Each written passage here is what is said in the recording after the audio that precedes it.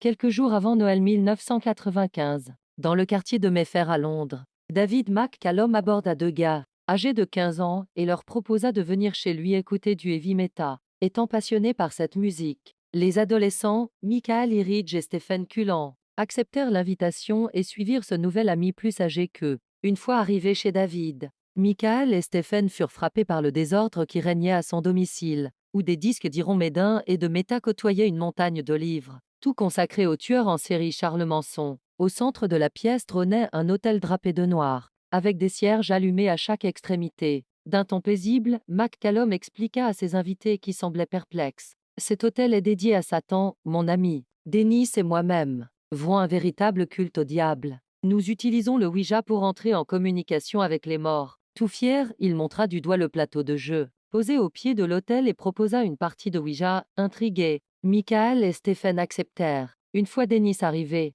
les quatre jeunes gens s'installèrent autour du plateau de Ouija, assis par terre. Suivant la tradition du jeu, chacun déposa une main sur le triangle mobile au centre du jeu. Presque instantanément, la voix soudainement très rauque de McCallum rompit le silence. Satan, si tu es parmi nous, donne-nous tes ordres. Dis-nous ce que tu désires que nous fassions. McCallum se leva brusquement, saisit violemment le jeune Michael, et le projeta sur le lit et l'immobilisa sur place. Puis, armé d'un couteau de combat, il poignarda sauvagement sa victime. 11 fois la longue lame effilée s'abat sur le corps du pauvre jeune homme. Dennis, qui tente tant bien que mal de retenir Stephen, terrorisé, finit par crier à McCallum. « Arrête, David, arrête, il est mort. » Dans un sursaut, Stephen parvient à se libérer et s'échappe en courant. Une fois seul, David et Dennis enveloppèrent le cadavre dans une couverture et décidèrent de le transporter dans le coffre de leur voiture et de s'en débarrasser dans une décharge publique. Peu de temps après, ils sont arrêtés grâce aux indications fournies par le jeune survivant du massacre.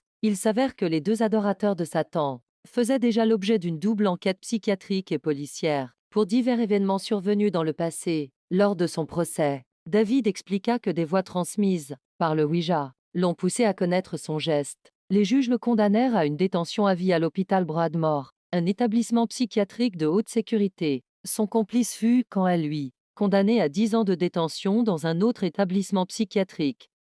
Quelques jours